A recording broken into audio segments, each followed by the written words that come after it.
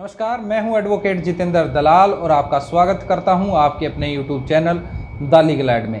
आज की वीडियो में बात करेंगे कि लोक अदालत में चालान को कैसे भरें। 13/8/2022 को लोक अदालत यानी 13 अगस्त 2022 को लोक अदालत लगने वाली है। तो उसमें बहुत सारे सवाल मेरी लास्ट वीडियो पर मेरे से पूछे जा रहे थे, उन्हीं को इस वीडियो में लेंगे। जैसे कि कौन सी कोर्ट में जाना है, हमें क्या लेकर जाना है, किससे मिलना है, क्या पहले दिन जाना है या सेम डे जाना है, क्या चालान कम हो जाएगा, और चालान जो है हमने भर दिया है लेकिन वो अब भी साइट पर दिखाई दे रहा है तो उसको कैसे हटवाएं। तो चलिए इसी टॉपिक पर वीडियो को शुरू करते हैं। देखिए, अगर आप वीडियो को पहली बार देख रहे हैं, चैनल पर नए हैं, तो हमारे चैनल को सब्सक्राइब करें ताकि आने वाली हर एक वीडियो आपको सबसे पहले मिल सकें। तो चलिए इसी टॉपिक पर वीडियो को शुरू करते हैं। देखिए, मेरे पास जो सवाल था, पहला सवाल ये था कि बहुत सारे लोगों ने पूछा हुआ है ये सवाल कि कौन सी कोर्ट में जाना है। बहुत सारे लोगों का चालान जो है कट गया, लेकिन उनको ये नहीं पता है कि उनको कौन सी कोर्ट में जाना है। तो देखिए, इसका सीधा सा आंसर अगर मैं दूं तो सीधा सा आंसर तो ये है कि आपका चालान जहां पे कटा हुआ है, उदाहरण के लिए जहां पर कटा है उसी कोर्ट की जुडिक्शन में आपका चालान भरा जाएगा। उदाहरण के लिए, अगर आपका चालान दिल्ली में कटा हुआ है और दिल्ली के पटियाला हाउस कोर्ट के पास कटा है तो वह चालान पटियाला हाउस कोर्ट में भरा जाएगा। अगर आपका चालान किसी दूसरी कोर्ट की जुडिक्शन में पड़ा है तो वहीं उसी कोर्ट की जुडिक्शन में भरा जाएगा। अब आपको ये नहीं पता, बहुत सारा सवाल ये भी पूछे जा रहे हैं कि सर मुझे नहीं पता कि जहाँ पर मेरा चालान कटा है वह किस कोर्ट की जुडिक्शन है। तो इसका सबसे आसान तरीका तो ये है कि आप किसी भी पुलिसकर्मी से ये पूछ सकते हैं कि यह जो एरिया है किस कोर्ट की जुडिक्शन में आता है, वह आपको ईज़िली बता देगा, फिर आप उस कोर्ट में जा सकते हैं। इसके अलावा अगर आपका चालान किसी कोर्ट में चला गया है तो वहाँ से आपको कोर्ट का नोटिस आ जाएगा। अगर नोटिस आया हुआ है तो आपको उसी कोर्ट में जाना है। इसके बाद भी अगर आप दोनों तरीके से नहीं अपना फाइंड कर पा रहे हैं तो आपको क्या करना है, ई कोर्ट ऐप डाउनलोड कर लेना है। वहाँ पे उसको ओपन करने के बाद आपको केस स्टेटस में जाना है। केस स्टेटस में जाने के बाद आपको पार्टी नेम में अपना नाम डालना है जिसके नाम से चालान कटा हुआ है, और ईयर सेलेक्ट करना है। ईयर 2020 में कटा है, 21 में कटा है, 22 में, और वहाँ पे सर्च कर लें। उस नाम के बहुत सारे नाम आ जाएंगे। फिर साथ में जिस नाम के साथ आपका व्हीकल नंबर मैच हो उसको आप ओपन कर लें। उसमें पूरा केस की डिटेल आ जाएगी, कब में लगा हुआ है, केस का नंबर क्या है, और फिर आप उस कोर्ट में जा सकते हैं। इसके बाद आपको डिटेल तो मिल गई, फिर आपको क्या करना है। इसके बाद आपको सवाल जो है कि किससे मिलना है। तो देखिए, जब आपके पास डिटेल आ गई है तो आपको क्या करना है, उस कोर्ट में जाना है और किसी से भी पूछना है कि ट्रैफिक का कोर्ट में जाना है मुझे और वहाँ के क्रिमिनल एलमद से, ट्रैफिक एलमद से या क्रिमिनल एलमद से मुझे मिलना है। बेसिकली कुछ जगह पर ट्रैफिक एलमद अलग होते हैं और क्रिमिनल एलमद अलग होते हैं, लेकिन कुछ ऐसी जगह होते हैं जहाँ पर ट्रैफिक एलमद नहीं है, वहाँ पे क्रिमिनल एलमद ही इस चीज़ को देखते हैं। आप पूछ सकते हैं कि ट्रैफिक एलमद या जो भी है, मुझे क्रिमिनल एलमद के पास जाना है। वहाँ पर आपको एक एप्लीकेशन देनी है कि मेरा जो चालान है इतनी तारीख में हुआ है और ये चालान की कॉपी है, मैं इसको लोक अदालत में भरना चाहता हूँ। लेकिन यहाँ पर आप ध्यान दें कि आपके पास अगर नोटिस आया है तो ही आप जा सकते हैं। अगर आपके पास नोटिस नहीं आया है तो आपको ई कोर्ट में से उसकी डिटेल अगर आपके पास अवेलेबल है तो वो डिटेल की आप प्रिंट लेकर वो भी लगा दें।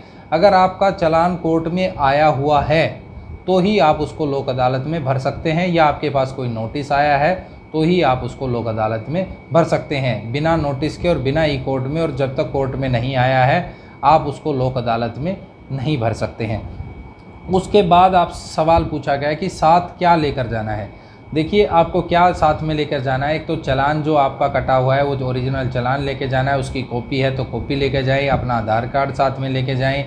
अगर आप किसी दूसरे की जगह पे जा रहे हैं तो स्पेशल पावर ऑफ अटॉर्नी उसे लिखवा कर लेकर जाएं कि ये मेरी जगह पे जा रहा है और इसको मेरे दस्तावेज दे दिए जाएँ।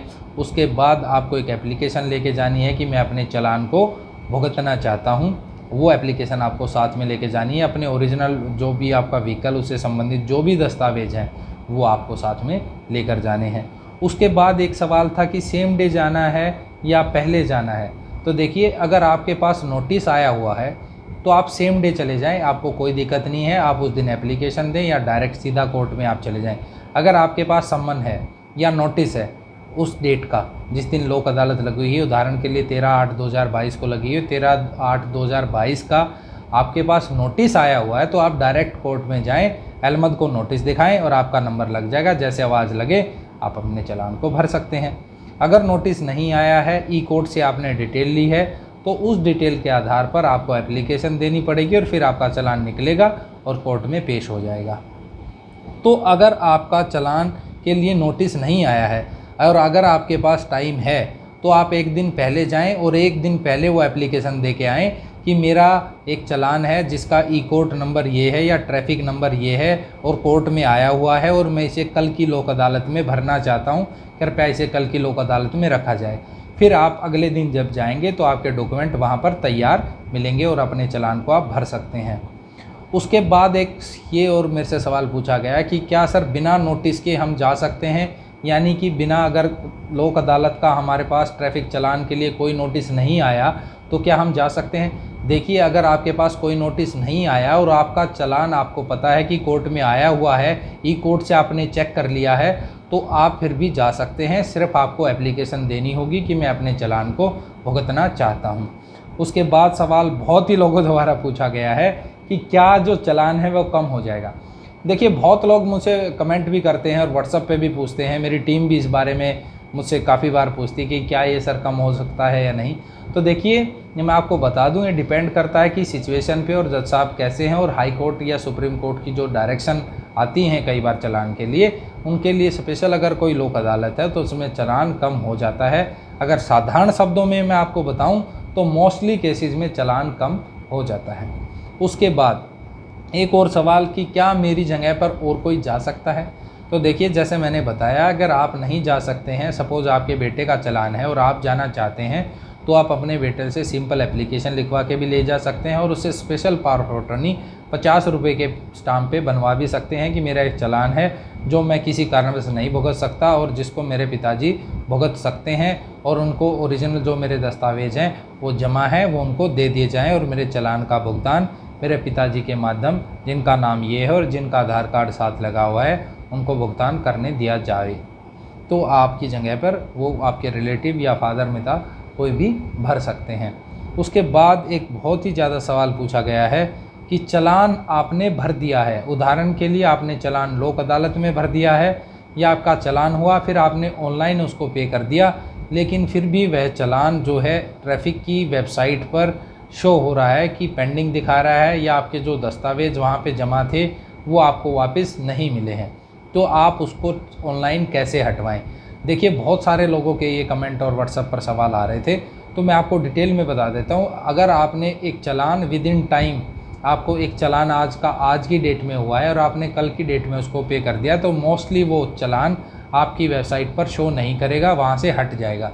लेकिन आपका चालान काफ़ी टाइम बाद आपने पे किया और उदाहरण के लिए वो चालान कोर्ट में चला गया, कोर्ट में जाने के बाद हर जगह पे उसकी एंट्री हो गई और उसके बाद आपने उसको वहाँ पे भर दिया, आपको रिसीप्ट भी मिल गई और रिसीप्ट लेकर आप घर पे चले गए, तो ऐसी कंडीशन में वो नहीं हटेगा, क्योंकि जहाँ जो ट्रैफिक ब्रांच और कोर्ट की जो लोक अदालत की ब्रांच है वो दोनों अलग हैं।